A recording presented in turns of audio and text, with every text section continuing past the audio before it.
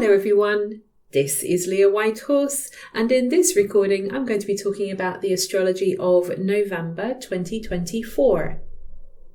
So I could say that here we are at another really big month, but it kind of feels like that phrase is getting worn out now because I've used it so many times this year, and I'm certainly going to be using it a lot next year.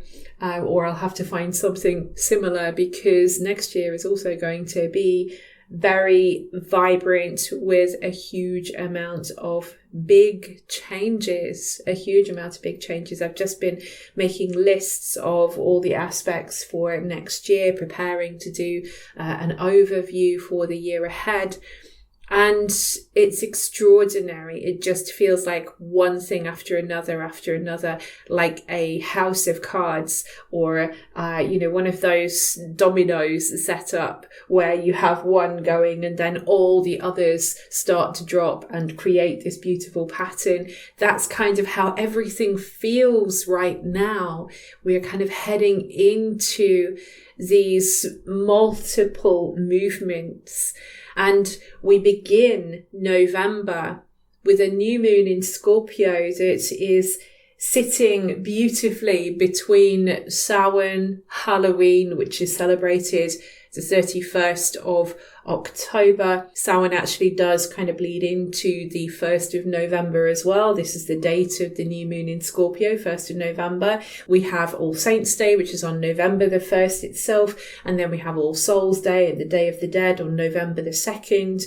So this new moon in Scorpio is sat beautifully between all of these extremely sacred festivals, this sacred period of time where we honor our dead. As I'm recording this on the 21st of October. I am just 2 days away of attending the funeral of my friend. So, of course, death and its themes are absolutely uppermost in my mind right now. And I have just recorded this new moon in Scorpio for my patrons and Substack members. And it's an extraordinary lunation because there are barely any connections to this lunation. And it kind of feels like it is taking us back to the bare bones, stripping everything away that is not essential, just like death does. When somebody close to you passes away, it makes everything else stand out and it makes everything much more clear. You have much more clarity about what is important and what isn't. And if it's not important, it kind of goes out the window because now we are fully aware of the limits that we have in life. And we are fully aware of how precious this moment is.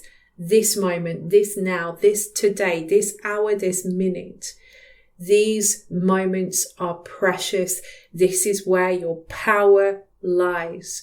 So this lunation is dealing with a lot of these very deep themes, and it feels like it's made even more sacred by the fact that it is sat within all of these very important festivals. On the 2nd of November, we're going to have Jupiter forming a sextile to Chiron. This is the second of 3 sextiles between Jupiter and Chiron. We had one in October, and then we're going to have another one in February 2025. That will be the last in this series. So, of course, Jupiter is now in Gemini and Chiron is still in Aries. And these two are now working hand in hand. These two great teachers. Chiron was a teacher and a mentor. Jupiter was the greatest of the sky gods, and he is connected to universities and higher learning because of having that bird's eye view and having incredible knowledge. So it feels like there are great teachings, great knowledge for us to tap into around this time. We have an opportunity, which is Jupiter, for healing, Chiron for bringing things together, for reconnecting, for feeling stronger.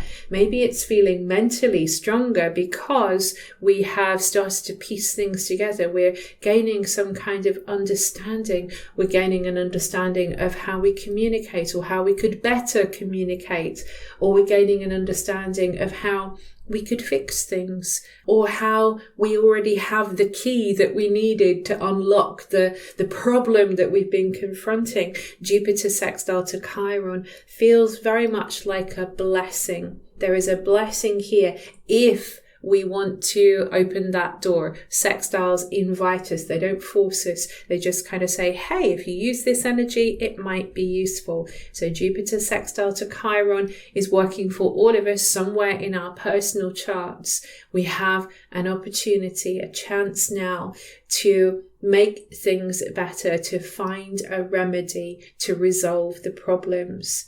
Now, also on the 2nd of November, speaking of sky gods, speaking of higher knowledge and learning, Mercury is going to go into Sagittarius, but this is for the long haul, because Mercury is going to be in this sign right up until January the 8th, 2025, because Mercury is going to have a retrograde through Sagittarius. So in forward motion, the beginning part of this transit, Mercury will encourage us to open our minds to new possibilities, to think further than we've gone before. Maybe to literally go further than we've gone before. Sometimes Mercury in the Sagittarius can kind of give us itchy feet. We want to go somewhere new. We want to explore. We want an adventure. The mind is constantly roaming and looking for an adventure, for some inspiration. Sagittarius is a sign that is always searching for the truth. It's also connected with faith and belief and religion and ethics and laws. And this is what I mean about the higher knowledge. Here we are searching for a knowledge that will help us to understand each other and ourselves better. So this is going to be a long transit because Mercury is going to be retrograde here. But initially we get this push to think more broadly about our situation, and maybe to do more reading, to do more investigating, to communicate with more people, and also to think about, what do I believe in? What do I believe in? Because that is going to govern how I make decisions at this point in time. Our beliefs are going to inform our decision making. They're going to inform how we speak to one another as well. On the 3rd of November, Juno is going to enter Scorpio, and we are going to have Mars opposite to Pluto. This opposition between Mars and Pluto is the first of 3. Because we are going to have a Mars retrograde. Mars is already in the shadow zone of its upcoming retrograde period. This particular opposition is highly charged. We've already kind of been seeing some of the manifestations of this very volatile combination with the recent full moon in Aries. And now this opposition is ringing loud and clear. Things feel incredibly urgent. We are feeling this pressure to change things. We want to take action. There is also a heightened tone or theme around crime, around war, around battles, because Mars is a warrior. Pluto is very controlling. Pluto can speak of the shadow. So it's like we're fighting our shadows. We're fighting our shadows. And then Juno going into Scorpio. Juno is Jupiter's wife from mythology, and she is associated in astrology with marriage and contracts and fidelity and all of those kinds of things. We often think of her very much in her role as wife of Jupiter. But Juno could also be somewhat vengeful and spiteful, and certainly going into Scorpio under this very oppositional kind of influence, because Mars and Pluto are both rulers of Scorpio. Then we do need to watch this vengeful retribution kind of energy that's in play. It could stir things up. It could stir us up, feelings inside of us. Sometimes when things are feeling out of control, or we just get angry about something and we want to do something to put it right, to change things, to erase the problem. And sometimes Mars opposite Pluto in particular becomes very destructive, because it kind of feels a little bit do or die. And we have to just manage all of this very carefully, because it's not wrong to feel angry. It's not wrong to feel any, emotion. Emotion is just emotion. They're just feelings. It's what we do with those feelings that matters and can be sort of right or wrong. It's about the actions that we take, the things that we do. So that is why we need to be very conscious of taking a breath and looking at, what can I do here to forge better connections so that we feel safe? Mars is in Cancer, so that we can have a powerful connection for the long term. So Pluto currently in Capricorn and Juno in Scorpio wants a relationship of whatever kind to be based on the truth, including the relationship that we have with ourselves. So if we do have some particularly stormy energies coming into play around this time, and they're tapping into our own stuff, then if we can try to think about these themes, remembering just to pause before action and just to consider, what is true for me? What do I want to commit to? What can I commit to? And how can I be more transparent? How can I be clearer and more honest with myself? How can I motivate and inspire myself without pushing myself too hard, or indeed other people? So it's all about kind of managing this extremely powerful energy. We are at a critical peak point around this time, 3rd of November. Just give you the date again to watch out for it. 4th of November, we start to break that pattern down. It's not going to go away completely, because Mars is going to sort of hang around in this opposition to Pluto, but it is starting to wane, and it's changing because Mars is going into Leo, where Mars is a little bit happier than it is in Cancer. So Mars goes into Leo on the 4th of November, but we need to remember that Mars is in the shadow zone of the upcoming retrograde, as I mentioned before.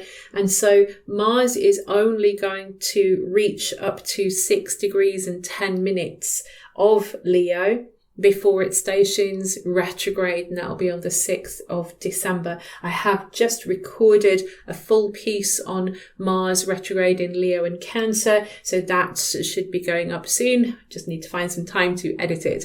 So Mars goes into Leo.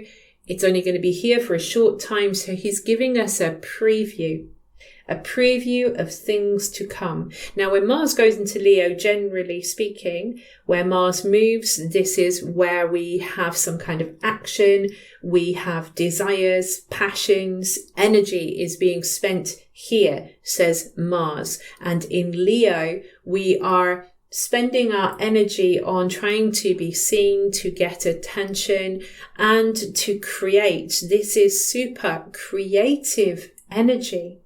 So Mars going into Leo says, I want to create and I demand to be heard. I want to be heard. I want to be seen and heard. Leo, theatrical. Leo is also about royalty. I want and anticipate that I'm going to be seen and heard and treated like a king or queen. And if that doesn't happen, then of course we can switch into the drama queen mode. The shadow of Leo is where we can become very demanding and attention seeking. And so that can bring out a lot of conflict with Mars going into Leo. But positively, super creative period. But maybe what is started now, we're going to have to come back to, we're going to have to revisit, because Mars is going to come back to these degrees because of the retrograde next month. Continuing the retrograde theme, Mercury enters the shadow zone of its upcoming retrograde. That's going to be on the 7th of November. So now we'll also be revisiting whatever we meet now. So it could be that we are going to end up coming back to a book or an idea or a conference or a textbook or a piece of work for university. We've got to come back to these things. We might need to come back to a certain place because Mercury is also going to return to these points in retrograde motion. So maybe now is a time to be quite flexible in what we are thinking, what we consider to be the truth. Maybe there are many truths that we need to discover in this scenario. So Mercury entering the shadow zone brings in these themes. We're going to have Astraea entering Scorpio, so joining Juno on the 8th of November. So now I kind of really feel like it's almost like Juno is stamping her feet and getting quite irate about what she has and what she hasn't in this relationship with Jupiter. And maybe they're having an argument about money because that's Scorpio, shared resources. And Astraea comes in and says, I am going to set the record straight here. I am going to bring justice here. I'm going to make sure that everything is equal here. Astraea is associated with justice, but she is spiritual justice. So sometimes what I will say with Astraea is that she doesn't always look like human justice. So in other words, sometimes we feel a little bit like, I want to see this person get their just desserts. I want to see this person punished for whatever they did. You know, we might read something on the news, or maybe it's a politician, or, you know, whoever it is. We see something and we feel like, oh, there's no justice in the world. I want to see that person facing their karma, you know. And then it seems like nothing happens. And it seems like there is no justice. But Astraea is setting things straight in a spiritual manner. So we don't always see, especially in Scorpio, a sign that is associated with mysteries and secrets, we don't always see how the record is set straight when Astraea is in Scorpio. Instead, we have to trust. We have to trust that everything will be equal in the end. Everything will be worked out in the end, even if we don't understand it, even if we can't see how that is justice. This is the mystery with Astraea going into Scorpio. She'll be in a Scorpio till the 12th of January. On the 11th of November, Venus is going to enter Capricorn.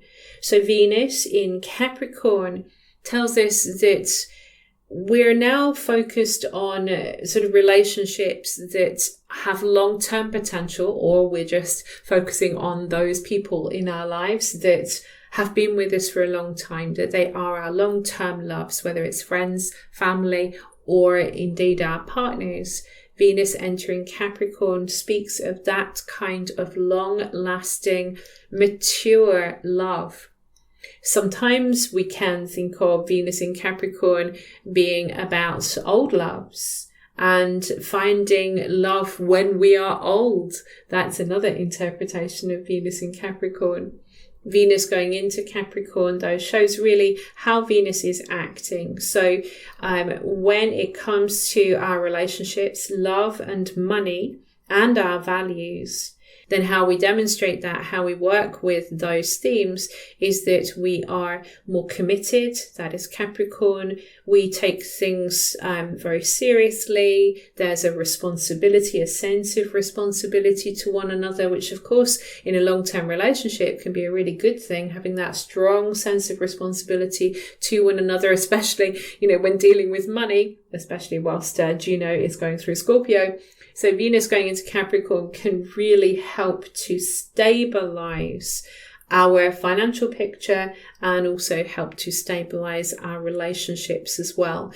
The shadow of this, the negative side of Venus in Capricorn, is that sometimes there can be a little bit of doubt kind of kicking in, where we don't want to trust what's going on in the heart, or we're a little shut down. Capricorn can speak of walls, and maybe we become so invested in the work that we're doing, invested in our career, the business that we're running, all of those things, we can end up neglecting the relationships that are so important to us. So Venus in Capricorn can speak of these shadow expressions as well.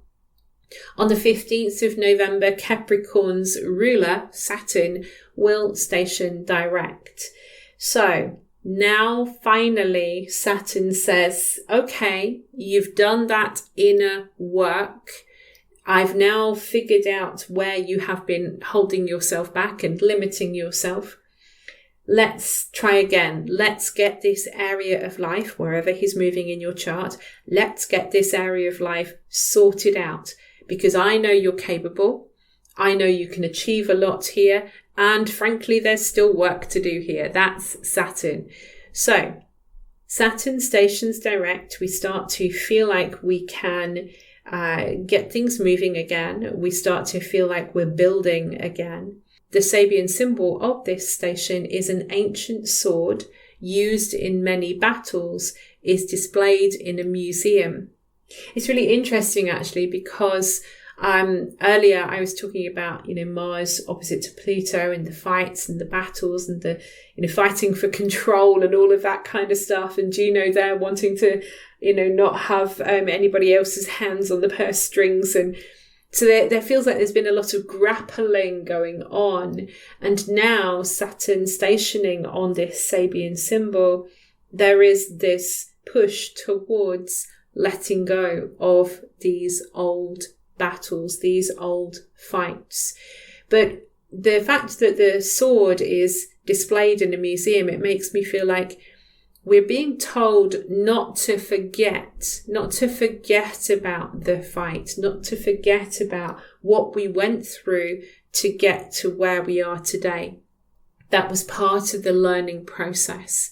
It's about really understanding what that was all about, says this Sabian symbol. But this is time to put the fight down, to stop sabotaging ourselves. Saturn in Pisces can speak of our unconscious blocks and the sword that we kind of turn on ourselves. So maybe this is also what we're talking about in this Sabian symbol, that we are finally saying, I'm not going to do this to myself anymore. I'm not going to hurt myself anymore. I'm going to stop poking myself with this sword. I'm not going to allow this to happen anymore, but I'm not going to forget that this is what I used to do to myself, or that this is how I used to hurt myself, because I need to remember what I've learned here about all of this. So it's an important Sabian symbol because I think it is very descriptive of a lot of the energies that are in play at this time. On the 15th of November, we are going to have the full moon in Taurus at 24 degrees of Taurus. This is going to be a pretty lively lunation because the full moon will be right beside retrograde Uranus at 25 degrees of Taurus. So basically, this full moon is activating Uranus in Taurus. So we can tell from that there is going to be some kind of culmination or highlighting some kind of crisis or peak point that is centered around instability, connected with finances, connected to our resources, maybe even on a global level to foods. There is something changing here. We might hear stories about digital currency, something along those lines, rapid changes once again, whether it's falling, whether it's rising, something is shifting and it's making everything seem quite unstable because of Uranus. And yet at the same time, Uranus, the whole point of Uranus in Taurus is to kind of say things have been too stuck for too long, and I'm going to show you new ways to use your resources, new ways to use what you have. And maybe as well our values are changing, which is causing us to find new securities, find new ways to be secure in this sometimes insecure world. So generally around this time, we are all looking at how can I feel more secure? What do I need to free myself from in order to make myself feel more secure, whether that is emotionally or financially? Then on the 19th of November, the big shift occurs. Pluto finally enters Aquarius, and this will be for the long term until 2044. That is when Pluto will start to move into Pisces.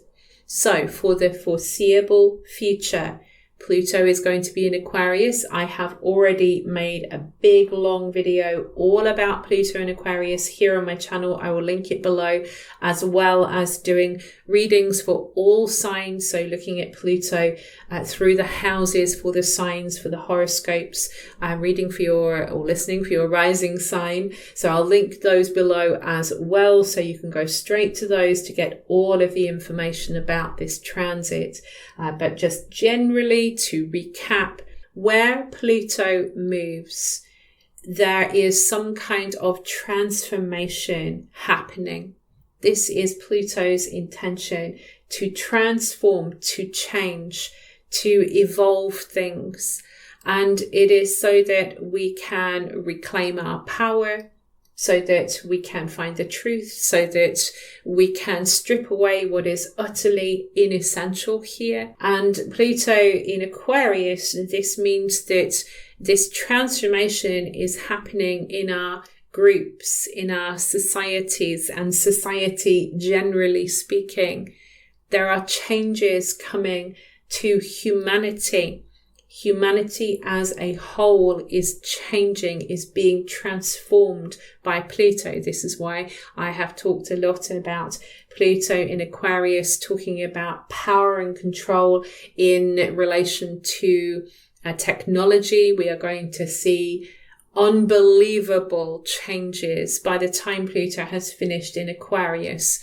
We won't recognize that world. It'll be completely unrecognizable to where it is right now. And I've spoken about, the possibility of aliens, alien contact, or at least just the confirmation of alien life being out there, which again would completely change how we think of ourselves as human beings. There's all the stuff about mixing technology and the human, so transhumanism, all that kind of thing. All of this is coming in, the sharing of wealth and power to the people. There are already conversations happening about what's going to happen when AI takes over all of the smaller sort of jobs, and a lot of people are going to be out of work. Taxi drivers and bus drivers and lorry drivers, and people in factories and people in shops and people in the entertainment industries even. There's going to be so many jobs that potentially can be taken by AI. Some that's going to be positive, and some that's going to be really not so good. But whatever happens there, humans have got to live. So somehow we've got to share the wealth, which is also Pluto as well. So this is why there's going to be so many changes to the political systems as well, changes to our cities. It's going to be really, really big. And some of it, I imagine, might be quite difficult, because change is always difficult for us as human beings, especially in a fixed sign. We don't like change in a fixed sign. But at the same time, I imagine that some of these changes will, in fact, be incredibly good for us. There are so many things to talk about, so many things that could happen, but watch where it's moving in your own chart. Don't kind of think, oh my God, like it's going to destroy this and destroy that. That's not what it's about. Pluto moves very, very slowly. So unless he's making a very strong aspect to one of your personal planets or to an angle, you're unlikely to have a really strong reaction to it until you start to feel those energies coming in. And even when he is making strong aspects in your chart. I can tell you from personal experience right now with the square to my sun, that even though some of the transit has been incredibly hard, a lot of it has been incredibly good, and good for me. That's the point. Good for me. I'm going to be talking more about this another time. I'm going to do an astro ramble on my experience of Pluto square to my sun, because it's been quite incredible, really. But yeah, don't catastrophize. There is no need to catastrophize with Pluto. Sometimes Pluto's energy can make us see things in extremes. We respond in extremes and we catastrophize. On the 21st of November, the sun enters Sagittarius, so we begin Sagittarius season. So the spotlight is on all the themes that I have already spoken about with Sagittarius. So the idea of believing in something, to believe in ourselves, is the theme really. When the sun goes into Sagittarius, the sun is a symbol of the self. So now we need to find a bit of self-belief. When the sun goes into Sagittarius, it really highlights whether the beliefs that we have serve us in our lives. Sagittarius season can also spotlight the vision that we hold for our lives. Sagittarius is a very future forward sign. It's a little bit like Aquarius in that way, but it's a visionary. It's looking ahead and getting inspired by great works, whether it's religious works or other kinds of big writings, classical writings, academic writings. There is inspiration to be found when the sun goes into Sagittarius. And sometimes we do want to travel. We've already spoken about this a little with Mercury going through this sign. And like I said, he will be going retrograde through this sign. So we have something about wanting to go further than we've gone before. We want to discover, we want to pioneer into new lands. We want to know more of who we can be and who we are when the sun is going through Sagittarius. We also continue with this sort of fiery theme with Mars forming a trine to the North Node. So Mars now in Leo, forming a trine to the North Node over there in Aries on the 23rd of November. So Mars trine the North Node says that if we are brave enough to create, if we are brave enough to stand up and be seen, it's helping us to evolve on our spiritual path. And it is like it's opening a door by standing up and being creative and taking risks and being courageous, all that good stuff. It is opening doors for us. On the 26th of November, Mercury will station retrograde. So now it feels a little like some part of life is taking a back step. We start to question what we've read or what we know or who we connected with. We're questioning what we thought of as the truth. We're questioning what we believe in. This is Mercury retrograde in Sagittarius. And that's important because we don't want to blindly believe in anything just because that's what we've been taught or that's what was told to us. So Mercury stationing retrograde in Sagittarius may feel a bit disconcerting because suddenly what we believed so passionately doesn't seem to gel with us anymore. It doesn't seem to make sense anymore. But it's through that questioning that we will eventually have a much clearer idea of what we believe in and consequently a much clearer vision for our lives going forward. So we have to allow for these questions to come through. On the 30th of November, the final aspect of the month is Pallas moving into Capricorn. So Pallas actually spent quite a long time in Sagittarius. There was a retrograde which started in Sagittarius, went back into Scorpio, then she went back in forward motion into Sagittarius. So it kind of feels like she's been in that sign forever. And now finally she's moving into Capricorn. So where Pallas moves, she says, maybe you have a problem here. Maybe we need to do some problem solving here. And the way to do it is the sign that she is in. So the way to solve our problems is to take on Capricorn attributes. So being cautious, being slow to make a decision, just kind of give it time to resolve, to make sure we've got a really good overview of everything. Capricorn is very structured. It has foundations. There is an order to this. Maybe we need to submit to an authority to solve a problem in some way, or consult an authority, somebody who is older and wiser, or just simply wiser. Sometimes that can help. Pallas in Capricorn can actually be like an advisory figure of some kind. So we need to maybe take some advice or be open to taking advice. And also with Pallas in Capricorn, she is the strategy that we use to solve our problems. So our strategy needs to be very Capricorn, super practical. It needs to be ordered and structured, like I said before. So Pallas going into this sign may feel a little like problems are hard to solve and it takes too long. That's the kind of sense you get initially. But actually, Pallas going into Capricorn sort of says, I would rather take my time to solve this problem. I would rather take my time to get all of the information we need so that the solution is a strong and long-lasting one, so that the solution sticks for the long term.